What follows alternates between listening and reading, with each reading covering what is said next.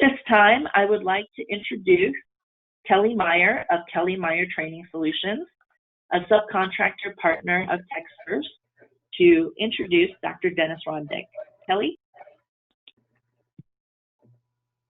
Thank you, Sunny. Thank you very much.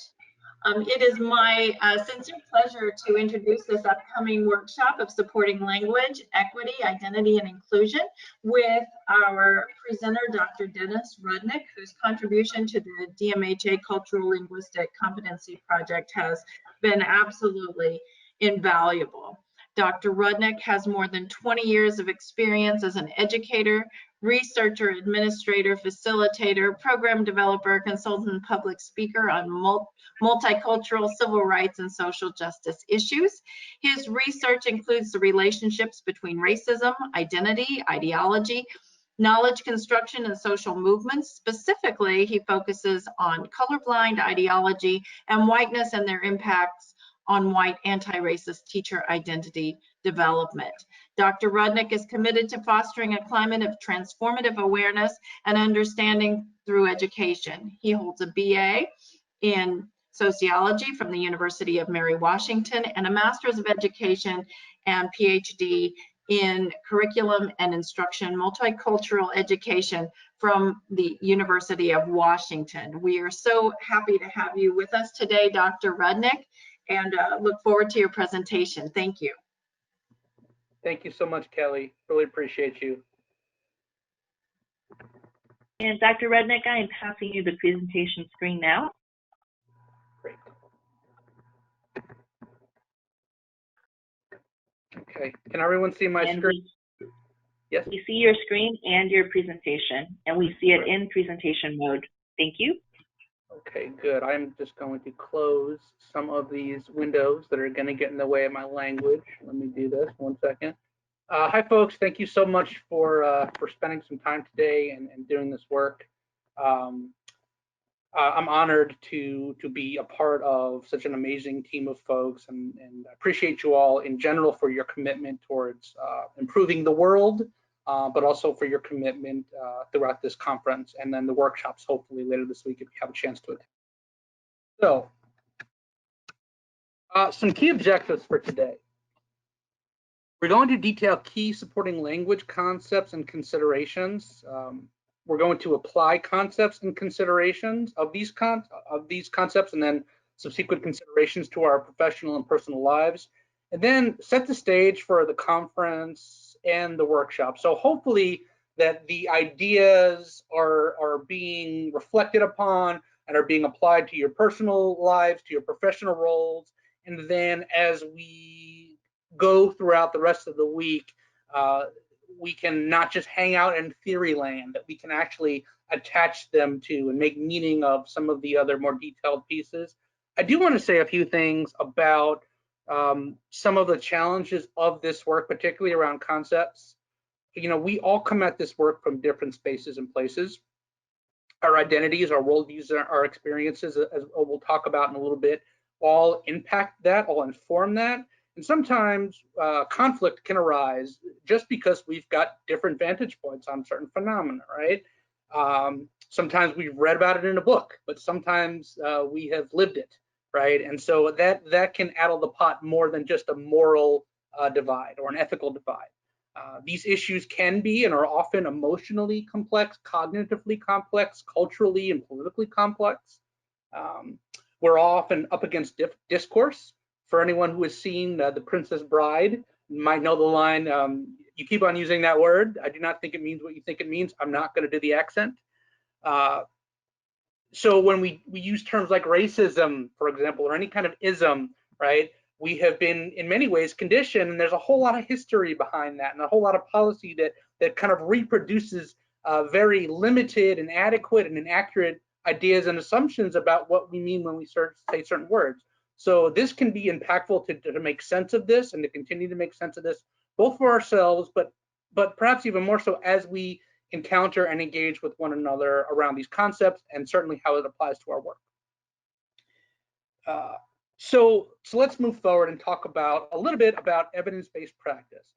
It can be helpful as we move forward to think about you as practitioners know certainly what you're talking about. You've got experience, you've gone through your professional trials and tribulations, and so that counts. So too does research evidence, and so too do the experiences and insights of the communities, the families, and the individuals that we're working with. And more often than not, these three are kind of put at odds with one another. What might it look like if there was a synthesis of these three pieces, right? And that's ultimately what evidence-based practice is getting at. Related, and some of these terms I'm treating a bit more succinctly than earlier. For those of you who were able to take part in the first webinar that led off this year on cultural humility, I've addressed some of these terms, but I briefly want to talk about what cultural humility is, because I think it's a real crucial one, right? It's a process of self-reflection and discovery in order to build honest and trustworthy relationships and practices. This is particularly important when there has been a history of dishonesty and trauma, right, amongst and between different populations and different individuals. And not just how do I fix other folks, but what do I need? Where am I showing up? How am I showing up? Right? The recognition not just of diversity, but power and balances among individuals, groups, or communities. Actions of being open, self-aware, egoless, flexible, exuding respect, right? And the word, I love the word respect, because it doesn't mean agree, it doesn't mean agree to disagree, it literally means take another look, to respect something. And also developing supportive interactions, focusing on both self and other to formulate a tailored response, and a process of critical self-reflection and lifelong learning, resulting in mutually positive outcomes.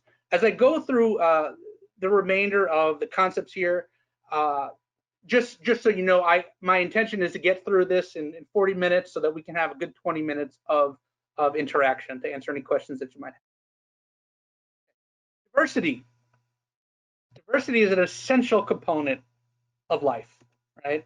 It is simply put the wide variety of shared and different personal and group characteristics among human beings. It allows us to understand multiple vantage points. It allows us to maximize our potential in our personal, professional, cultural ways. Diversity is, academically speaking, awesome, but is it enough? Is diversity sufficient? Your organization serves a certain percentage of a population of a certain social identity group, or even hires as such. But if those folks don't feel included, if we're not looking at policies and practices, is diversity just creating a brochure? Is that enough? Does that do more damage by itself? The presence of diversity indicates that many people with many differences are present, right? Great, it's essential, but is it enough? Here it can be a tricky one. This can be pause for reflection when we are thinking for ourselves and then engaging with one another, because we will often fall upon equality rhetoric. I treat everyone the same. I don't see color. I just treat people how they want to be treated, right? Or how I want to be treated. So equity says we want to be fair, but we want to be just, right? Equity accounts for context that we do not exist in a vacuum, right? We've all heard the golden rule, right? Do unto others as you would want them to do unto you. But the platinum rule suggests that do unto others as they would want to, treat others how they want to be treated, right? Doesn't always mean the same thing. Equitable approaches, policies, and practices may make accommodations for differences to ensure fair and just outcomes. So equity is not just concerned with opportunity, right? It's another word that'll come up. We all have the same opportunity, do we? Because we can all create a mission statement. You've seen a lot of mission statements and statements in general in response to what's happening with police brutality and Black Lives Matter, right? But what organizations are actually changing their policies, their hiring practices, their cultural mores, not just public facing, but behind closed doors, that are perpetuating inequity? I want to point out this is a fairly tried and true, fairly highly dispersed, and there's been some good articles kind of touching on this, right? So on the left, you have equality, 3 people having the same height, And then the suggestion is that equity is just being mindful of the different heights. This is coming from a very good place, but I want to problematize it a bit. Right? Because what it is suggesting intrinsically, not intentionally, but intrinsically, is that the issue, that the problem, the reason behind the inequity has to do with the individual. Right? Now you could replace physical for cultural. What equity strives at is looking at the system, right? Why is the fence there in the first place, right? How come those folks can't afford to get into the game? I'll put it another way, if equality is just having these three plants the same, if you just think the issue, the approach to equity from equality is on the individual, then you just get different planter stools. True equity lies in removing the fence. What does that look like in your organization? What does that look like with you? So removing the fence is specific to policy, practice, and position changes and institutional improvements. Inclusion is another dicey word that is often used, but we wonder if it actually lived, right? So creating environments in which any individual or group can be and feel welcomed, respected, supported, and valued to fully participate. But inclusion through an equity lens is not strived at.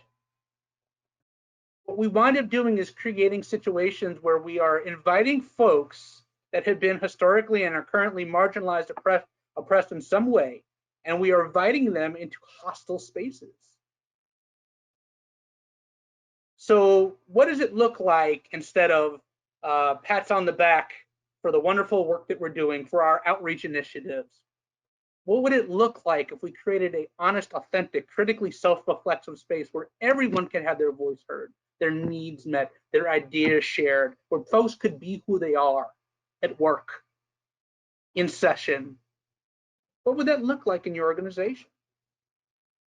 In sum, we can think about diversity, equity, and inclusion in tandem, in synthesis with one another, where diversity looks at people and perspectives, equity is the application of policy, practice, and position, and then inclusion is thinking about power, voice, and your organizational culture. Right? We want to be really careful not to take sides on them. Well, we need to change structure. Well, we need to change culture and individual change. All of these things are necessary. All of these are essential conditions.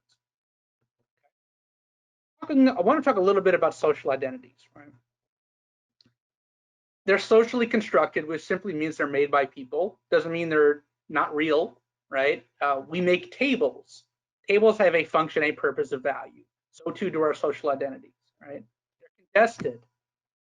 If you want to really go down a rabbit hole, look at the evolution of race categories on the census.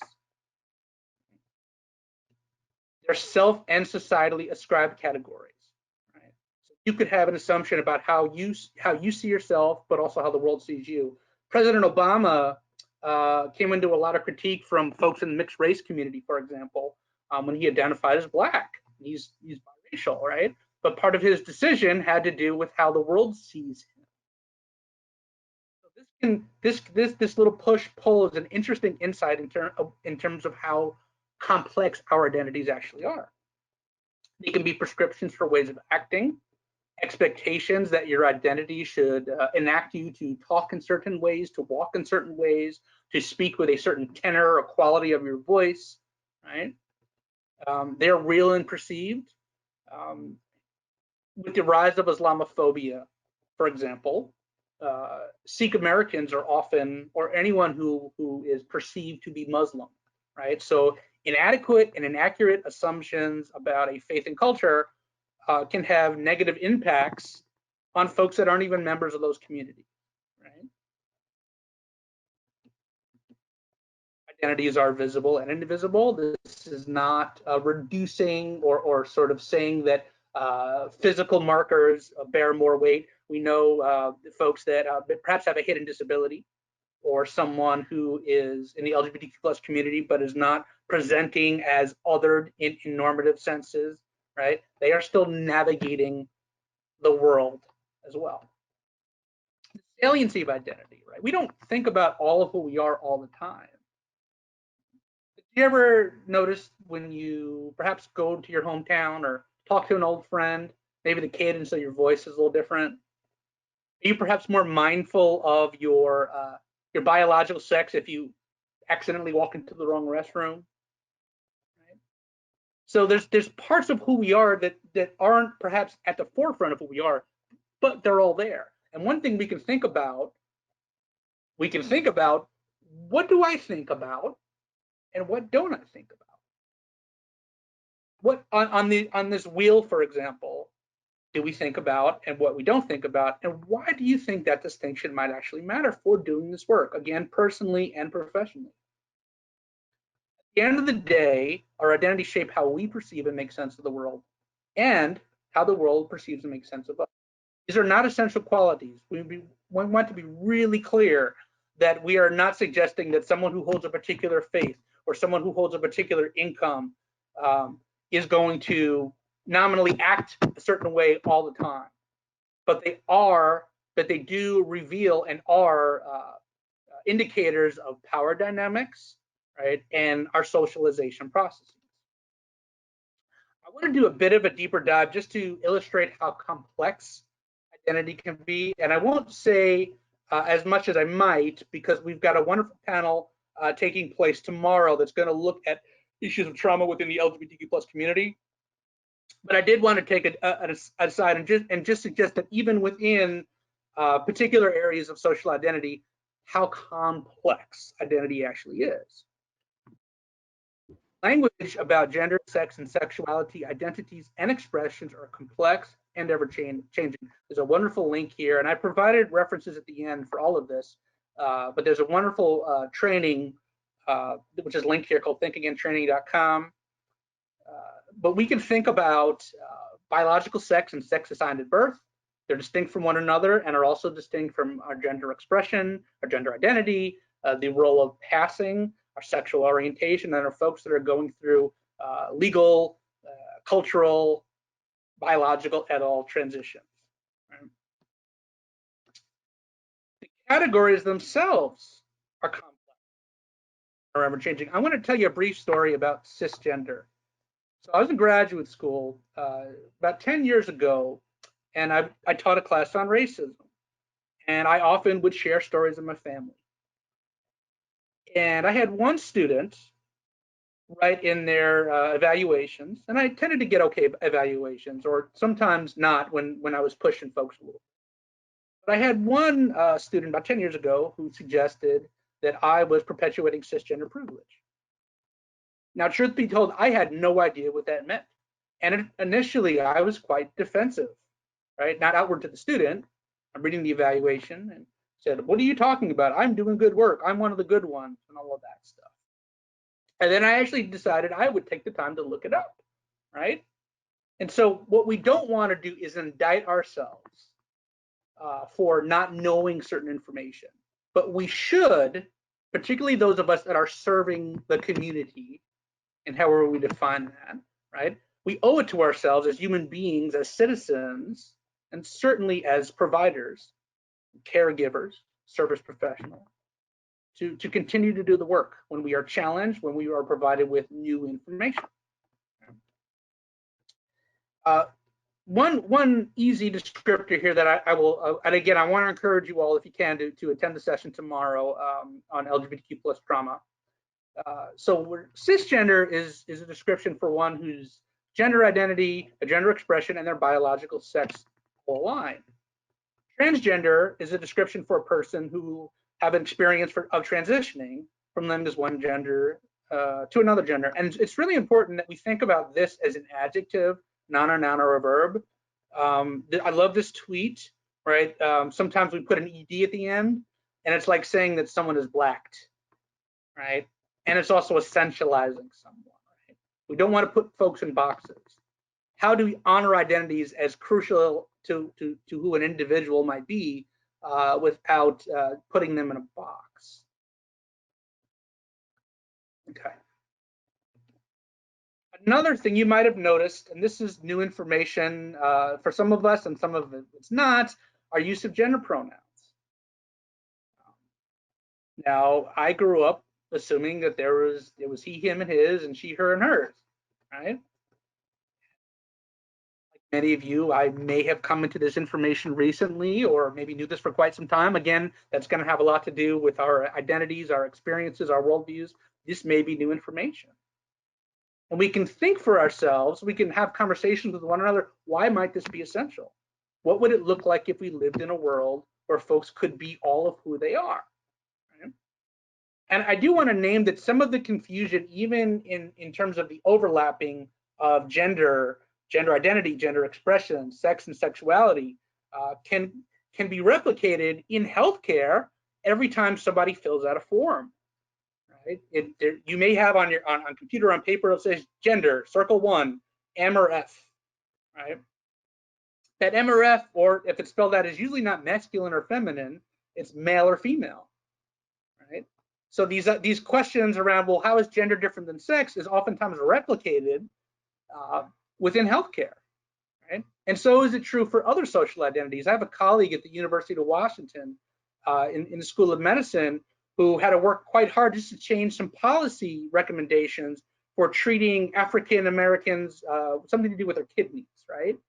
Because the language was written that there was the assumption that there was some biological difference rather than social determinants and social inequities,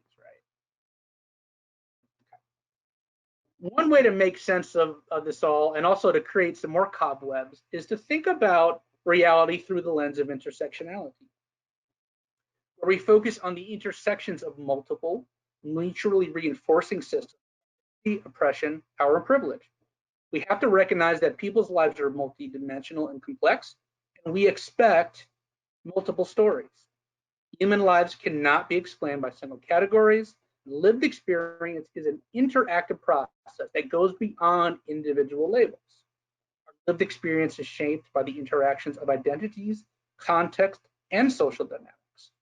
This is a real crucial one, because I'd imagine, raise your hand to yourselves or just nod to yourselves. I can't see all your faces, but if you ever heard someone say, well, I'm not privileged, I grew up poor, or I'm in the LGBTQ plus community, so I don't have privilege, or I'm a person of color, right? And this is not, what we're not doing is playing the oppression Olympics. We are also not doing this great leveling. What intersectionality allows us to do is understand the impact of identities in context of systems, right? And even that jump can be different if we have been socialized to think about ourselves as individuals. So I want to name that tension too. To think and move and be a professional with an awareness of systems thinking and systems doing can be a 180 from what we have heretofore made sense of. Structural inequity interacts with contextual factors and social dynamics, increasing marginalization, inequity, and health disparities. To understand someone's experiences, we must also understand structures and systems. Relationships involving power dynamics and power imbalances are inevitable. The question is how we acknowledge and negotiate power, particularly in institutions. So what we can't do, in the same way that we can't pretend that our identities don't inform our interactions with one another, what we can do is shun, avoid, or elude how power plays out in our interactions with one another and with our clients, and frankly within ourselves. I love this quote by Audre Lorde: "There is no such thing as a single issue struggle because we do not live single issue lives."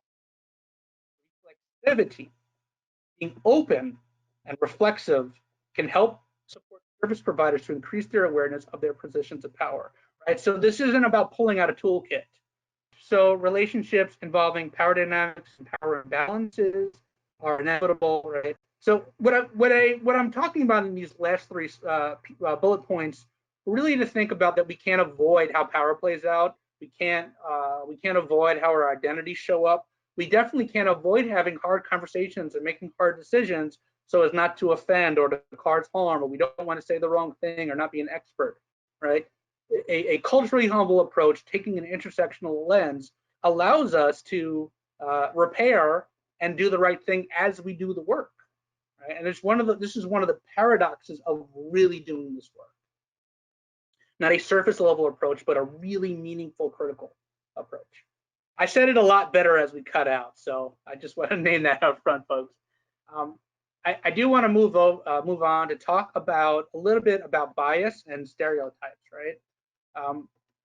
Bias is simply a tendency, a preference, or an inclination, especially one that inhibits impartial judgment. It's our conscious and subconscious processing of information. Our subconscious attitudes and behaviors are referred to as implicit bias. Bias is not inherently a good or bad thing. If you were raised that 2 + 2 = 4, wonderful, you don't need to write that down. If a stove burner is glowing red or blue, you don't need to touch it to know that it's hot.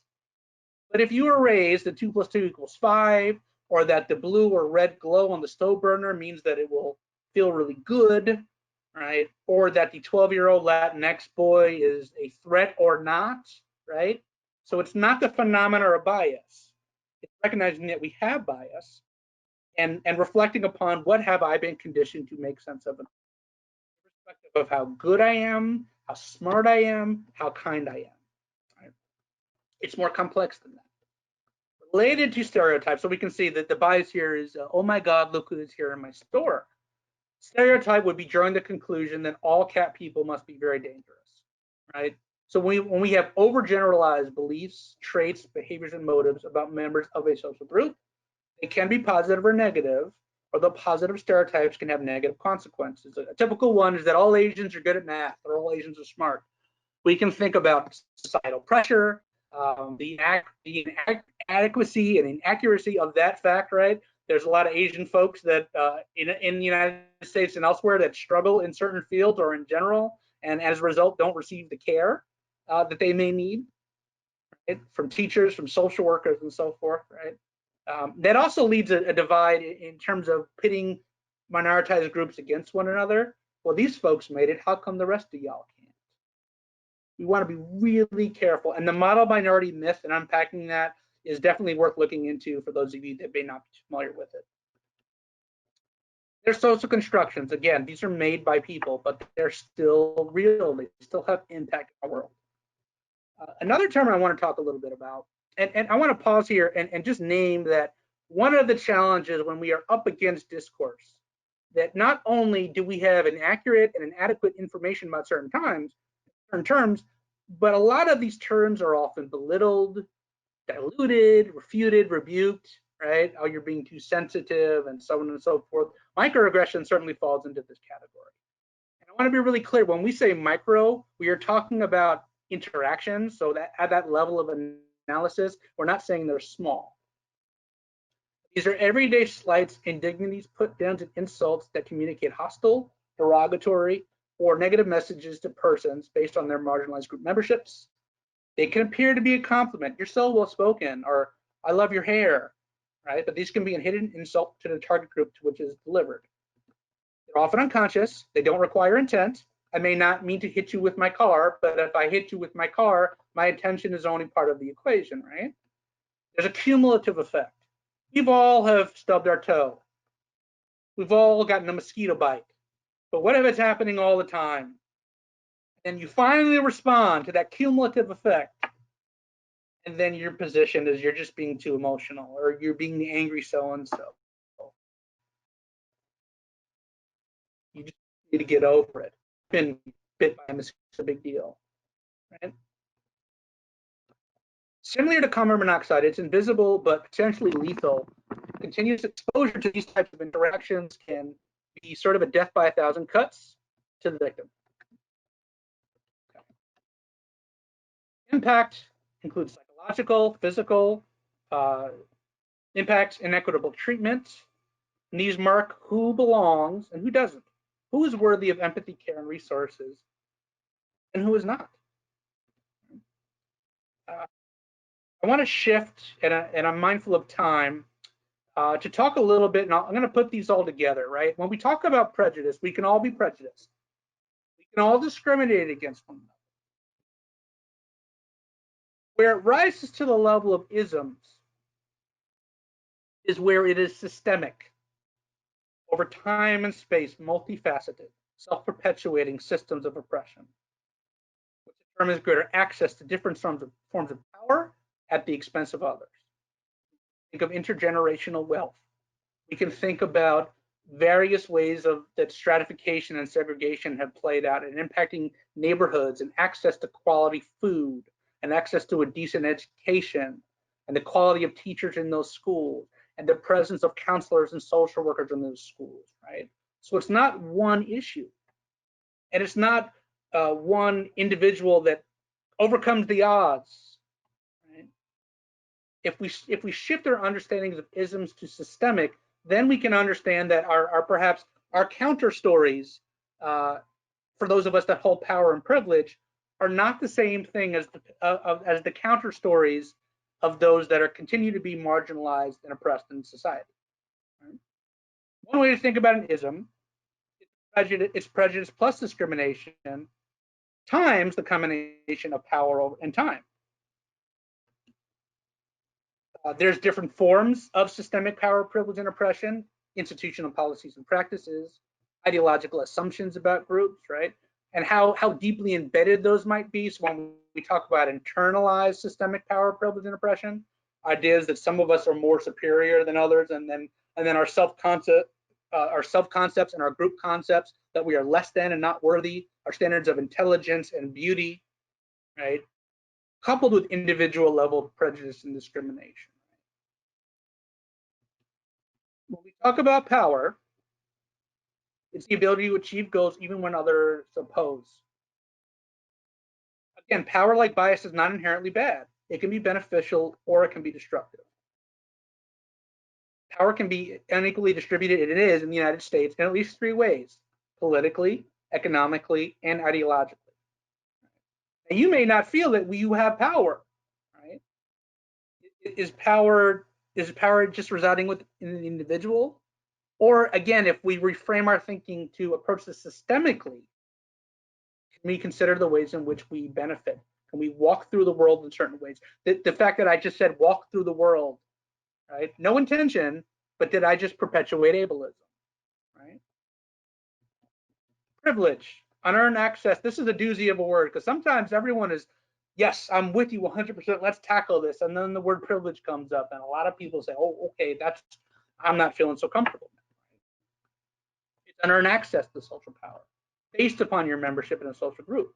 Systemic favoring, enriching, valuing, validating, and including of certain social identities over others, right? We're about to purchase a home because we're moving. I got a job in Missouri State, and this is our second home, but we would not be in the position that we are in had we not had intergenerational wealth, because my family was able to be identified as white, and they was able to reap benefits of the GI Bill. My grandfather was, right? So that's passed down over generations. Now, I had nothing to do with that, right? And it wasn't his fault that he was white either. But that's how it works. It's beyond your intent. It's not about whose fault it is. Social arrangements cause privileges to flow to certain groups, whether or not they are earned without awareness or intent, even if there's a desire not to be privileged. Maybe I don't want to be privileged. I don't get to escape from that just because I don't. That's important for those of us that really reckon with, I want to be more human. I want to reclaim my humanity. I want to shake off my privilege. And just even reflecting how that might be a privilege. Right?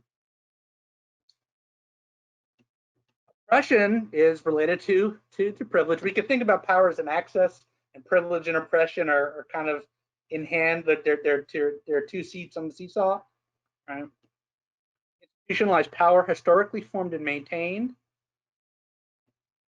And here are a few ways in which we can compare, and I'd ask that you think about in your professional practices and in your personal lives what these distinctions might look like for you. Who has less power to access and less access to power and resources? Who is generally assumed to be less than, inferior, or deficient? Who needs to assimilate or fit in? Who can speak up at meetings or speak up for their needs as clients? Who is always having a yeah, but, having their experiences questioned or invalidated, or best to say, well, don't worry, I'm one of the good ones, right? Who tends to be more or less aware of privilege and oppression? Who gets to make or benefit from the rules? Right? Who's given the benefit of the doubt? who sometimes feels like they have to defend themselves, right? I'm a good person. You don't know me. I'm in mental health. I chose a career that does not pay a whole lot of money. How dare you? I want to name really briefly that it's really important for us as we reckon with the ways in which we have experienced privilege and the ways in which we have experienced oppression, that it's important to recognize when we feel guilt and shame, and it's also important to shift. Again, if I hit you with my car, I might feel really guilty about that. I probably would, right?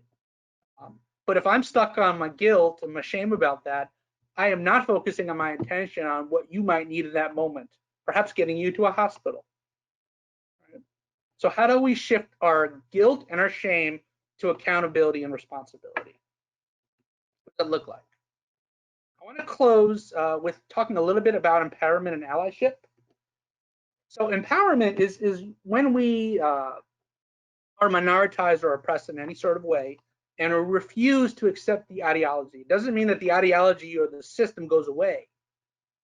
Refuse to accept the dominant ideology and inferior status assigned to one in the system of oppression. Work to overcome internalized aspects that we have been socialized to accept. Take actions to redistribute social power more equitably. Have pride in your social identities and enjoy a sense of community with others from your social identity groups. Develop a liberatory consciousness. Can you not work around or in spite of reality, but can you work through? Bobby Harrell has some amazing work on the cycle of socialization and the cycle of liberation. I highly encourage you to check out their work. This also includes working in coalition with other targeted group members or with allies. We'll talk about that word ally in just a second. Understanding the interconnections among different manifestations of oppression. The importance of challenging them all, not only the ones that affect them most directly. Okay. We talk about allyship. Allyship, for those of you, for those of us that in any way hold a privilege or dominant identity, when you reject it and take action against oppression, recognizing that it's not just about helping folks or saving folks, but that we all benefit from it. Right? Recognizing the strengths of oppressed people. Stand up or show up, there's my ableism again, in support of members of another group. If the person is a member of a dominant group standing beside members of a targeted group, then they use their social power to take a stand against social injustice. And how we do this is just, I might know some stuff, but if I'm out there marching, it is often not appropriate for me to have a microphone in my hand. Or if I'm in a meeting and someone takes the credit for something that someone else says, or somebody is talked over, it is not appropriate. It is appropriate that I intervene, but it's not appropriate that I say, hey, now hold on a second, here's an ally, I'm an ally, right? So let me, right? So how we show up and how we do the work is just as important as that we're doing the work. Stand up behind closed doors, not just when it is politically expedient or makes yourself feel better. Right? Have those conversations with friends and family members that don't want to hear what you have to say. Listen, believe, and follow the lead of those most impacted. You do not have to live someone's experience to believe them. This is quite important for those of us that are trying to reclaim our humanity and maybe feel more inclined to be in alignment with some folks. Don't do it for the cookie or pat on the back. We all want validation. We all want to know that we're good people and we're trying to do the right thing. When that becomes the centrifuge of us doing the work, it gets in the way of us doing the work. And folks that are most likely to be impacted in a system of power, privilege, and oppression are going to be able to see through that pretty quickly. Right? Work to be an agent of social change rather than an agent of oppression. I do want to name what's not on here is that it's really impossible to self-claim yourself as an ally, right? That's not for anyone to determine. And just because someone has identified me as an ally, that doesn't mean that the next person from that community or another is going to identify me as such. If we think about through the lens of intersectionality, that ultimately, if you are going to advocate for Black Lives Matter, then you might consider you ultimately need to be an ally or in co-conspiracy with or advocacy with the LGBTQ plus community, because there are Black trans folks, for example. Right? If you are against immigration rights, but for the Muslim community, might you consider that there are Muslims that are immigrants and immigrants that are Muslims? Right? Really briefly, there's something called the Raven approach, which can help us at an individual level. So on an interpersonal level, you can redirect if somebody says something untoward. Sometimes it's imperative that you pull somebody aside because you don't want to continue the spotlight on the party that was the grievance was against. Ask probing questions, attempt values clarification, and then emphasize your own thoughts and feelings. Then ultimately ask folks to take next steps. Now, chances are in the moment when moves like this are made, you are not going to get the response that you hope for. Right? I'm always quite wary when folks say, I totally get it now. Thank you. I'm woke now. I'm so woke that I know that I'm not supposed to say that. I've completely changed my ways of thinking. Generally speaking, if there is resistance, if there's frustration, if there is cursing involved, if there is, you don't know me, I'm a good person, chances are some work is being had. And we may not ever change someone's attitudes, but at the very least, if we are interrupting corrosive behaviors, we are creating more inclusive, safe spaces for some of our colleagues and some of our clients. Okay. So a few things as we move to close or move to question and answer. We can think about intrapersonal work. Engaging in self-critique and reflexivity, recognize and accept our biases and assumptions. Interpersonally, engage in mindful active listening. Kelly Meyer on Wednesday afternoon is going to be doing a wonderful piece on active listening. I highly encourage you to attend, where we ask genuine, open-ended questions of the people. What I heard you say was, could you clarify? Encounter to understand cultural beliefs and practices, and then at a system level, offering opportunities for individual self-critique and reflexivity during paid work time, offer workshops and space for discussion, and engage in community participatory approaches to develop policies that build a culture of humility. It is impossible to attend to every one of these levels for every social issue, for also every social identity group, right? But what we can think about, begin to reflect upon in our personal and professional lives, what are our spheres of influence? Where can we begin to make efforts to push towards a more diverse, equitable, and inclusive space where all of us can be all of who we are? I'm going to close by, and I had a student, Kiara, put me on to Mariame Kaba, so I'd like to close with, before question and answer, for how Mariame Kaba talks about hope. She says, hope doesn't preclude feeling sadness, or frustration, or anger, or any other emotion that makes total sense. Hope is not an emotion, and hope is not optimism. I believe there is always a potential for transformation and change. I think this grounded hope can be practiced. Hope is a discipline, and we have to practice it every single day. Hope is really believing in spite of the evidence and watching the evidence change.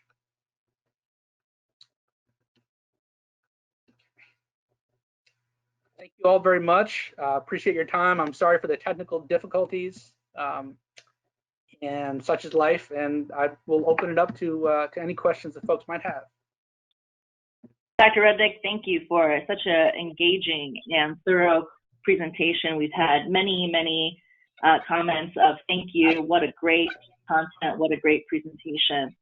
We'll start off with Elizabeth Boyle from Families First Indiana with a question of, could you please explain the gender pronouns of Z, ZE, and VE? I will do my best. Let me pull back to that. So not everyone wants to identify. Let's think about identity in general. When I talked about how they're not just self-ascribed, and imagine not having power to be able to tell your own story, to be who you are. So part of the beauty in self-actualization and group actualization is that certain folks want to identify themselves on their own terms. This is part of why it's imperative to not dead name individuals, right? So that is calling people by what they were called at birth or called prior to becoming who they are. And that those moments in their lives can be quite painful in many cases, right?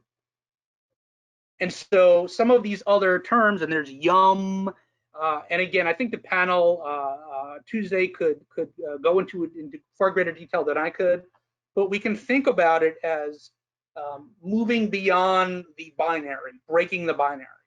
And if we know what psychology says, about how gender operates on a spectrum, then might we be able to think about the need for self-determination of your gender identity, your gender expression. I hope that makes sense.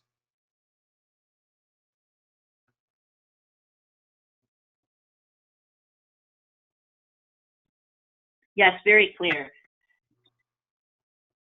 We have additional questions from several attendees, so please feel free to continue to type into the question pane, and I'll certainly moderate for Dr. Rudnick. Dr. Rudnick, from Alicia Sims, are there any suggestions when utilizing intrapersonal and interpersonal discussions with groups that are diverse in age and culture? That is a loaded question and a really good one, right? So it is to be one heavy consideration is to be mindful that certain terminology is in-group based, and even within a group, there can be complications. For example, I was part of an intergroup dialogue on sexuality a couple years ago, and there was a major conflict around the term queer, right? And now I want to even trouble that I am not a member of the LGBTQ plus community and then just use that word. And that might actually be problematic to folks, right? So here's a word that was reclaimed in many ways and is often used as a more comprehensive catch-all word, kind of breaking some of the patriarchy, is just calling everyone gay, right? So the word queer means something different to different folks, right? And so your own identities, if you are a member of a community or not, and then the age of the participants and their experiences, right, are going to be considerations. What I talked earlier about the toolkit, there's not, what you have to do is be mindful of those tensions and name those tensions, as opposed to saying, well, so-and-so is right. So if you create a space where folks are actually listening to one another, right, creating some community agreements. I don't like to call them ground rules. I like to call them community agreements, so that you can not keep things civil to shut down conversations, but you create a brave, safe space where those conversations are had. And I do want to name that there's often this assumption that because folks are older, and when folks are younger, we're talking about ageism and adultism, that sometimes folks don't get it. So I want to name some of those tensions and challenges too, and how that can really shut off some authentic conversations, and name, if we can get one another to think about why we think about and feel about things the way that we do, right? Then you're creating a space where the vulnerability can break down these walls. Particularly when we have been encouraged to socialize to not think, feel, or act on these issues. So not only were we supposed to be experts and not offend, but we can't be wrong. We can't be vulnerable, and then we can't do anything. And then the beat goes on, right? And I can say more. I hope that answered your question. I would strongly encourage folks to look at. I mentioned intergroup dialogue. It's a really wonderful approach to engaging in the work from a communication standpoint that is mindful of power dynamics, that is mindful of the head work and the heart work, that is mindful of the individual work and the institutional work, and really does problem posing and engagement to think about coming from our respective and collective places to do the work better.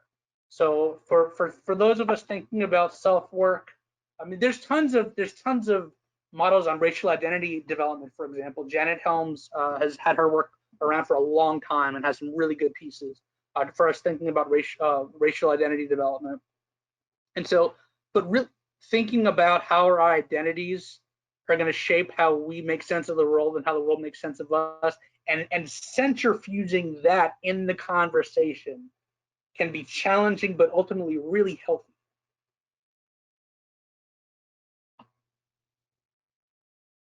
Thank you, Dr. Rudnick. We have a two-parter here. The first is a great comment by Kanisha Smith with Choices Coordinated Care.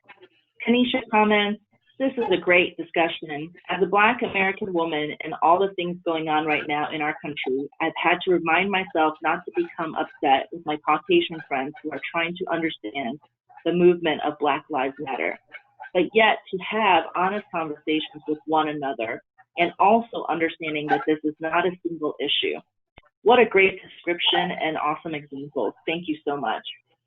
Kanisha follows up her comment with the question, do you think there is hope that we can ever get over ism in our society when for every single thing that we do, we have to check a box to define ourselves? Yeah, I appreciate the comments and then the question. I wish I had the answer. You know, I've got a 6-year-old kid, and why I think a lot about hope. It's like I don't have any other option, right? Because I brought him into this world, or helped at least. I really didn't do as much as my wife did, but I want to make sure that he inherits a world that's a little bit better. And I think we have to acknowledge, you know, Maya Angelou famously said that history, despite its wrenching pain, cannot be unlived, yet if faced with courage, need not be lived again. So if we take that into consideration, we can't undo history. We don't have access to a time machine. But what we can do is honor the fact that, for example, Blackness is not a bad thing, right? Latinxness is not a bad thing. Maleness is not a bad thing, right? It's when they are tied to isms, when those distinctions, recognizing differences, that's not stereotyping. It's when we imbue criteria based upon those differences. That's where it's problematic, right? I can see right now on this screen the different shades of purple and the grid lines. That's not problematic. It's where I would make decisions that certain things are better than others. It doesn't mean that facts don't exist either, right? But it does mean that we have to confront reality. And part of why we have dug ourselves into a hole is that we have denied that the hole is there in the first place, and that we continue to dig. And let me say to your comment earlier, this is really important for all of us. When those of us that are trying to understand, it's important to recognize that the history and the continuancy of certain folks having their labor used, their intellectual, their emotional, their physical labor, even if you want to understand. Not everything on the internet is true, but we ought to have a responsibility to do some of the work ourselves, rather than continue to solely rely on folks that sometimes just want to breathe on their own and be who they are. And recognizing that even if you've got a deep relationship with someone, that some of the trauma and mistrust that can arise in interacting with you has nothing to do with you as an individual, and quite a bit to do with the identities that you embody. That's really hard for those of us that are just trying to be human. Right? So it's not about walking on eggshells. It's just opening ourselves up to the possibilities of other people's stuff. That's what we mean when we say egoless, right? It's hard to do.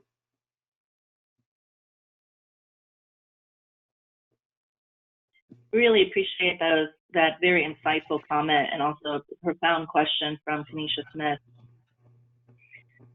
I know we have limited time to have these conversations today as we go session by session, but it's so important of what Dr. Rudnick has identified in being able to begin the conversation and having the ability to go outside of just definitions, but really having that humanistic interaction and ensuring that as we self-identify and self-disclose, that we're having a meaningful conversation outside of just our labels. Given that, Alyssa P. Fine from Archdiocese of Louisville asks, as a language professional, it is important to note that many languages are heavily gender-based. What is your advice for interpreters who have to work within the limits of languages while still respecting a person's preferred pronoun? That is a wonderful, wonderful question, right? And we can think about how many language systems are steeped in those language preferences.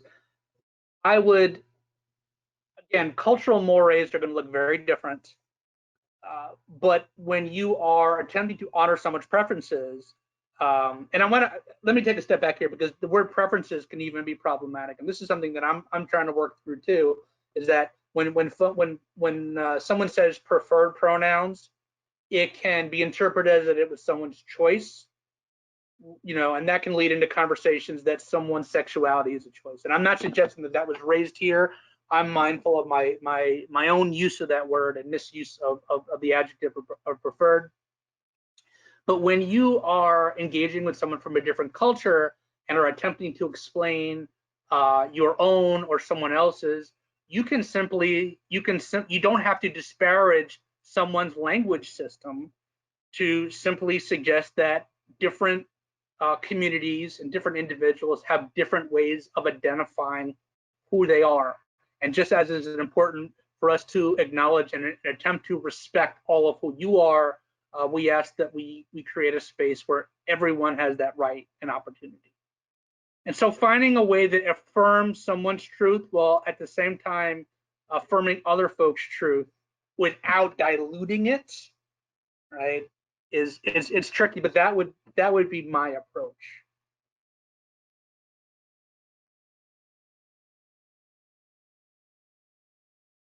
Thank you, Dr. Rudnick. We have some fantastic comments and feedback. I hope we have the ability to get through to everyone.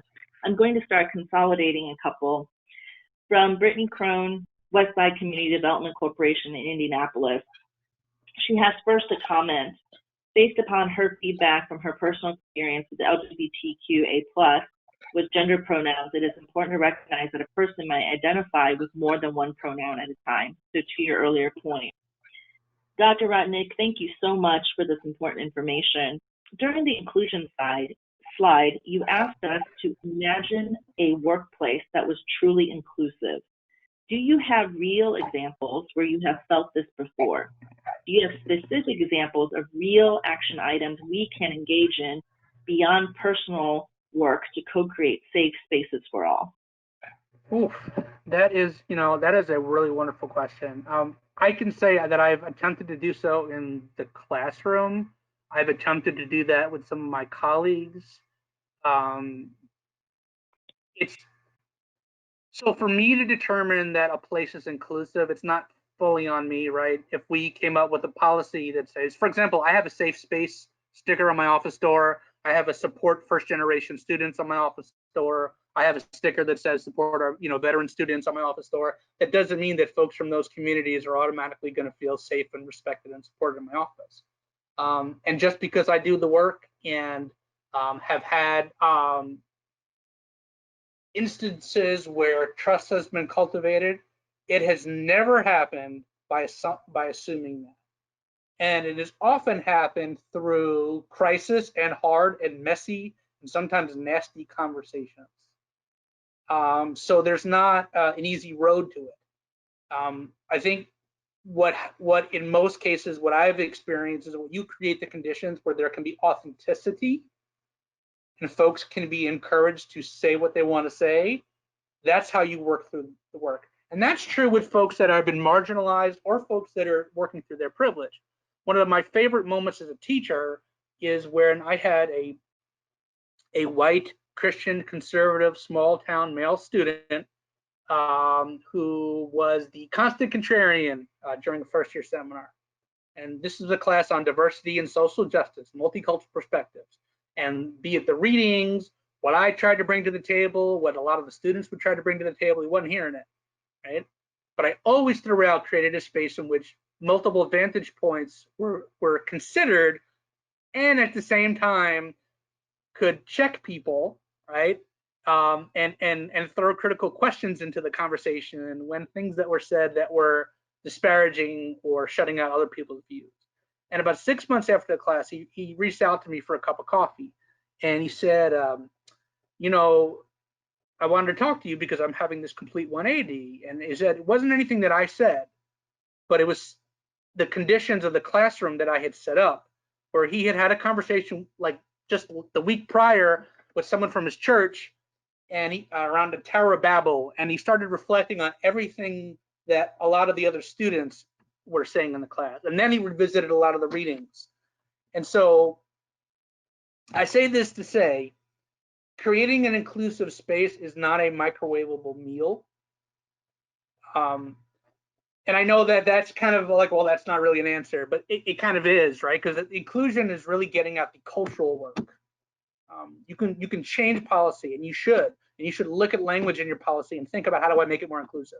Your hiring policies, I've seen great work where not only are questions around equity, diversity, and inclusion are being integrated for all applicants, but entities take great care in making sure that those are assessed properly. So we're not just asking a random diversity question to check off the box, right? That all folks that are going to come in are going to have an express commitment to this work, right? So there are some policy and practice pieces that you can do it as an organization, but I would ultimately say that doing the work of inclusion is creating an open, honest, authentic space. There's something called huddles, which can be quite powerful, right? So you, instead of a traditional weekly staff meeting, you can decenter who tends to use Robert's rules and just keep a more organic space. And that way you're actually leveraging, we oftentimes don't value the knowledge and insights of folks that are not management, right? Irrespective of other social identities. What would it look like if you created spaces in your offices where it wasn't just kind of this perfunctory, like, oh, let's hear from the other folks? What would it mean like for your organization if there was a shift to actually hearing other folks?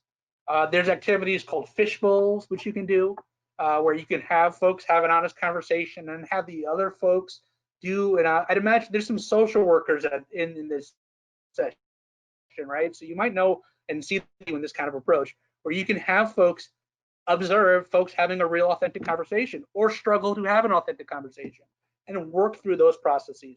Those are some ways in which I've seen the work not happen overnight, but where inclusive spaces have been created over time.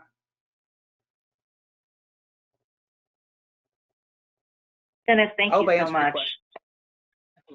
What a wonderful example of many, many opportunities to add additional activities for truly inclusive workplaces.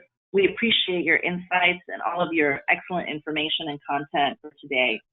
We certainly could have this conversation for many, many more hours, but due to the limitations of time today, we are going to wrap up now at 12:21. Dr. Rednick, thank you so much for your support, your presentation, and all of the work that you are doing to ensure that health equity and inclusiveness is no longer just an ideal, but a reality. Thank you so much.